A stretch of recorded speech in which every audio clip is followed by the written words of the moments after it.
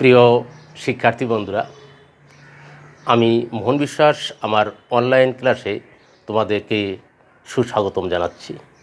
আজকে আমরা পূর্বের ক্লাসের ধারাবাহিকতায় আবারও আলোচনা করতে যাচ্ছি দৃশ্যমান ও অদৃশ্যমান হিসাবের লেনদেন।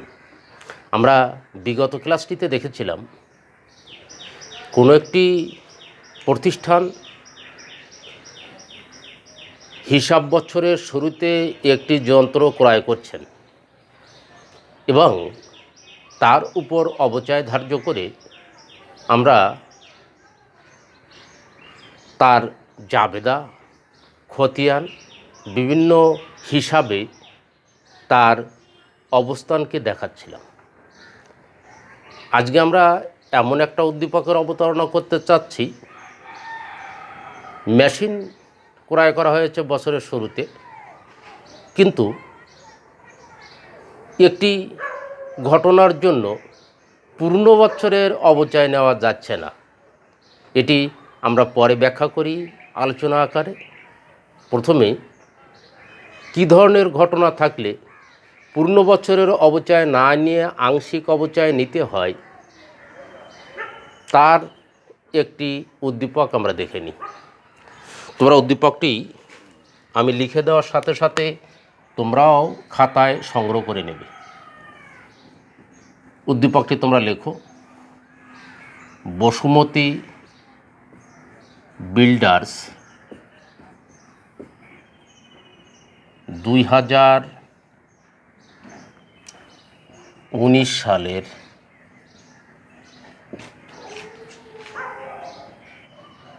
1 জানুয়ারি তারিখে 1 লক্ষ টাকা দিয়ে একটি যন্ত্র ক্রয় করে, যার আমদানি শুল্ক 30,000 টাকা, বহন খরচ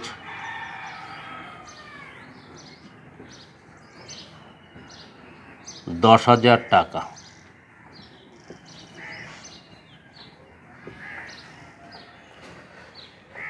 পরবর্তী লাইন, যন্ত্রটি 1 মার্চ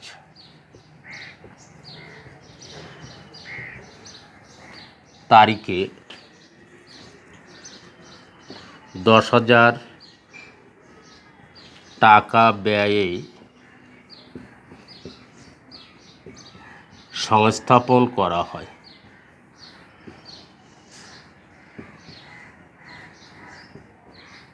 যার আনুমানিক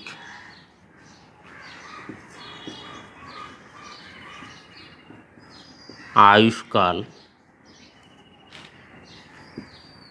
10 বছর। করণীয়: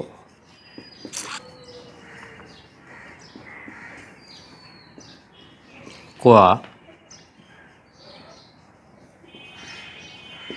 যন্ত্রের মোট মূল্য, খ, এখানে আর একটু লিখে নাও, যন্ত্রের মোট মূল্য ও অবচয়ের পরিমাণ, খ, জাবেদা দাখিলা প্রদান করো, গ, যন্ত্রপাতি হিসাব ও অবচয় সঞ্চিতি হিসাব প্রস্তুত করো। তোমরা আমার বলার সাথে সাথে উদ্দীপকটি সংগ্রহ করে নিয়েছ। যারা সংগ্রহ করতে পারোনি তারা কি করবে, ভিডিওটি কিছুক্ষণ স্থির রেখে উদ্দীপকটি সংগ্রহ করে নেবে। আমরা আমাদের আলোচনা পর্বে চলে যাই। তোমরা প্রথমেই লক্ষ্য করো, যেখানে বলা আছে মেশিনটি 1 জানুয়ারি তারিখে 1 লক্ষ টাকা দিয়ে ক্রয় করা হয়। আমদানি শুল্কের কথা বলা হয়েছে 30,000 টাকা, বহন খরচ 10,000, তাহলে 1 লক্ষ যোগ 30,000 যোগ 10,000 1,40,000। আমরা এখানে আরও একটি বিষয় মনে রাখব, সংস্থাপন ব্যয় যন্ত্রমূল্যকে বৃদ্ধি করে। তো সেই হিসাবে আমাদের এখানে সংস্থাপন ব্যয় আছে 10,000 টাকা, যার জন্যে মেশিনের মোট ক্রয় মূল্য হবে 1,50,000 টাকা। দেখো, কোয়াতে আমাদের করণীয় তো এ কথা বলেছে যে যন্ত্রের মোট মূল্য ও অবচয়ের পরিমাণ নির্ধারণ করো। তাহলে আমরা যন্ত্রের মোট মূল্য হিসাবে 1,50,000 নির্ধারণ করতে পারব। অবচয়ের পরিমাণ হবে, যেহেতু আনুমানিক আয়ুষ্কাল 10 বছর, 10 বছর আনুমানিক আয়ুষ্কাল, অবচয়ের হার দেওয়া নাই। এই অর্থে আমরা মেশিনের মোট মূল্যকে 10 দ্বারা ভাগ করে অবচয়ের পরিমাণ নির্ধারণ করে নেব। সেই হিসাবে দেখা যাবে আমাদের অবচয়ের পরিমাণ হবে 1,50,000 ভাগ 10 বছরে, অর্থাৎ 12 মাসে 15,000 টাকা। আমি ক্লাসের শুরুতে দেখো তোমাদের সঙ্গে একটা বিষয় নিয়ে আলোচনা করেছিলাম যে অনেক ক্ষেত্রে দেখা যায় 1 জানুয়ারি তারিখে মেশিন ক্রয় করলেও 12,000 টাকা 12 মাসের অবচয় নেওয়া হয় না। সেক্ষেত্রে আংশিক অবচয় নিতে হয়, এমন কোনো নির্দেশনা উদ্দীপকে দেওয়া থাকে। আমাদের লিখিত উদ্দীপকেও দেখো সেই ধরনের নির্দেশনা দেওয়া আছে, যেখানে বলা হচ্ছে 1 জানুয়ারি তারিখে মেশিন ক্রয় করা হয়েছে, কিন্তু মেশিনটা সংস্থাপন করা হয়েছে অর্থাৎ বসানো হয়েছে 1 মার্চ। এবং এই জিনিসটাও তোমরা জানো, আমাদের অবচয়ের কারণ দুটি। নাম্বার 1, সময় অতিবাহিতজনিত অথবা ব্যবহারজনিত মূল্যহ্রাসকে আমরা অবচয় বলি। দৃশ্যমান অদৃশ্যমান হিসাবের লেনদেনে সময় অতিবাহিত কারণে অবচয় সৃষ্টি হয়, আর অবচয় সৃষ্টি হয় এটা ধরা হয়। সাথে সাথেই যে বিষয়টিকে খুব বড় আকারে গুরুত্ব দেওয়া হয় সেটি হচ্ছে ব্যবহার, অর্থাৎ কখন থেকে মেশিনটা ব্যবহার করা হয়েছে। সে লক্ষ্যে আমরা দেখলাম জানুয়ারিতে মেশিন ক্রয় হয়েছে ঠিক, ব্যবহার করা হয়েছে 1 মার্চ থেকে, অর্থাৎ জানুয়ারি ফেব্রুয়ারি 2টি মাস মেশিনটি ব্যবহার করা হয়নি। ব্যবহার করা হয়েছে 1 মার্চ থেকে, অর্থাৎ আমাদের আজকের আলোচিত উদ্দীপকের আমরা অবচয় ধার্য করব 10 মাসের, 12 মাসের অবচয় নিতে পারবো না। তোমরা এক্ষেত্রে কি করব, আমরা মোট মূল্যকে যদি আনুমানিক আয়ুষ্কাল 10 দ্বারা ভাগ করি তাহলে 12 মাসের অবচয় বের হবে। এই 12 মাসের অবচয়কে আমরা 12 দিয়ে ভাগ করব, 10 দিয়ে গুণ করব, তাহলে আমাদের গৃহীত অবচয়, নির্ণীত অবচয় সঠিক পরিমাণে নির্ধারণ করা হবে। আমার আলোচনার থেকে তোমরা অনুধাবন করতে পেরেছ এই উদ্দীপকে আমরা কেমনভাবে অবচয় নির্ধারণ করব। আমরা এরপরেই চলে যাব সমাধানের লক্ষ্যে, যেখানে করণীয় কর সমাধান আমরা আগে করব। প্রথমে নির্ধারণ করে নেব মেশিনের মোট মূল্য, তারপর আমরা নির্ণয় করব অবচয়। তোমরা সমাধানটি আমি হোয়াইট বোর্ডে করার সাথে সাথে তোমরাও খাতায় তুলে নেবে, এমন আত্মবিশ্বাস রেখে আমি সমাধানের লক্ষ্যে অগ্রসর হচ্ছি। আসো আমার সঙ্গে, আমরা ক নম্বরের সমাধান করব। উদ্দীপক তোমাদের সাথে আছে, উদ্দীপকের কথা আমার মনে আছে, আমি মনে থাকার উপর ভিত্তি করে সমাধানটি করে যাচ্ছি। এখানে লিখছি সমাধান ক, রোমান সংখ্যার 1, যন্ত্রের মোট মূল্য। প্রথমে লিখছি যন্ত্র মূল্য 1 লক্ষ। এখানে উপরে টাকা লিখে নিলে ভালো হয়। এরপরে লেখো আমদানি শুল্ক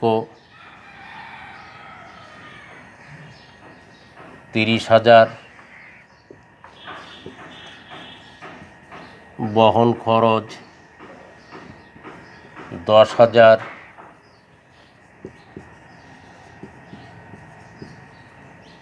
সংস্থাপন ব্যয় 10,000, 1,50,000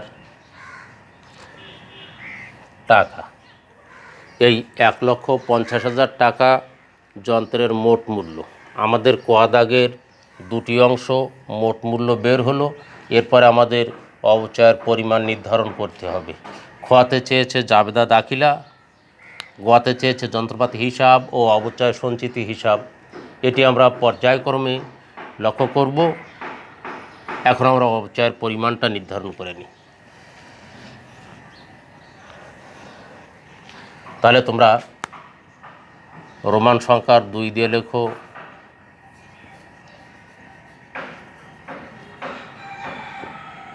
অবচয়ের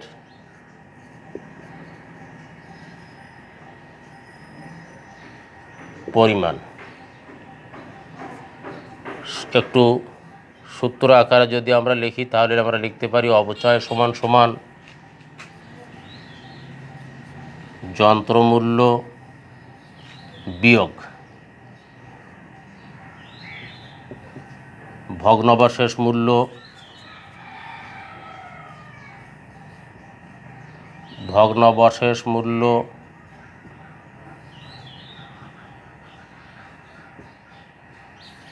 ভাগ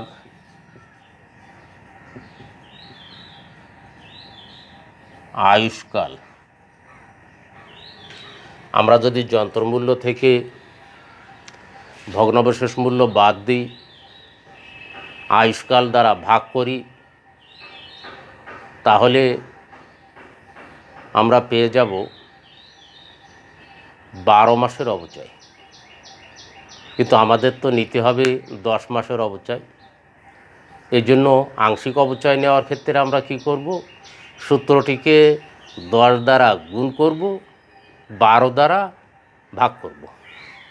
তাহলে এখানে তোমরা অতিরিক্ত আরও লিখে দাও, গুণ 10 ভাগ 12 সমান সমান কত হলো, 1,50,000। ভগ্নাবশেষ মূল্য উদ্দীপকে দেওয়া নাই, তার মানে ভগ্নাবশেষ মূল্য 0। আয়ুষ্কাল 10 বছর দেওয়া আছে, গুণ 10 ভাগ 12 সমান সমান আমরা লক্ষ্য করেছিলাম 10 দিয়ে 1,50,000কে ভাগ করলে টাকার পরিমাণ হবে 15,000। তাকে যদি আমরা 12 দ্বারা ভাগ করি তাহলে টাকার পরিমাণ হবে 10 মাসের জন্য 12,500। তাহলে আমরা এখানে অবচয় হিসাবে লিখব 12,500 টাকা। আমি তোমাদের সঙ্গে আরও একবার বিষয়টি নিয়ে আলোচনা করি। উদ্দীপকে সংস্থাপন ব্যয় দেওয়া থাকবে যা যন্ত্রের মোট ক্রয় মূল্যকে বৃদ্ধি করে। অন্যদিকে অবচয় ধার্যের ক্ষেত্রে আমাদের যে বিষয়টি লক্ষ্য রাখতে হবে, যন্ত্রটি কখন সংস্থাপন করা হয়েছে। যে তারিখে যন্ত্রটি সংস্থাপন করা হয়েছে সেই তারিখ থেকে যন্ত্রের অবচয় ধার্য করতে হবে। আমাদের আলোচ্য আজকের উদ্দীপকে আমরা লক্ষ্য করেছি যন্ত্রটি ক্রয় করা ছিল জানুয়ারির 1 তারিখে। আমদানি শুল্ক ছিল, বহন খরচ ছিল, সংস্থাপন ব্যয় ছিল 10,000 টাকা এবং সংস্থাপন ব্যয়ের তারিখ দেওয়া ছিল 1 মার্চ তারিখ থেকে। এজন্যে জানুয়ারি এবং ফেব্রুয়ারি 2 মাসের অবচয় আমরা নিতে পারিনি, আমাদের অবচয় নিতে হয়েছে 10 মাসের। অন্যদিকে আমরা আরও একটা বিষয় আলোচনা করেছি যে অবচয় নির্ধারণের ক্ষেত্রে সময় অতিবাহিত জনিত অবচয়, ব্যবহারজনিত অবচয়, দৃশ্যমান অদৃশ্যমান হিসাবের লেনদেনে সময় অতিবাহিত জনিত অবচয়ের থেকে ব্যবহারজনিত অবচয়কে অধিক পরিমাণে গুরুত্ব দেওয়া হয়ে থাকে। তাই আমরা ব্যবহারের উপর ভিত্তি করে আলোচ্য উদ্দীপকে 10 মাসের অবচয় নির্ণয় করেছি। আমাদের আজকে উদ্দীপক থেকে আমাদের শেখার যে মূল বিষয়টি ছিল সেটি তাই। জানুয়ারির 1 তারিখে আমরা যন্ত্র ক্রয় করতে পারি, কিন্তু অবচয় পূর্ণ বছরের নাও নিতে পারি। অর্থাৎ অবচয় কত দিনের নেওয়া হবে এটি নির্ভর করবে সংস্থাপনের তারিখের উপর ভিত্তি করে। আমি যথাসম্ভব আন্তরিকতার সাথে তোমাদের বোঝানোর চেষ্টা করলাম। আমি আশা করি তোমরা এর থেকে উপকৃত হবে। তোমরা ভালো থাকবে, সুস্থ থাকবে। আজকে এখানেই বিদায় নিচ্ছি। সবাইকে জানাচ্ছি গুড বাই।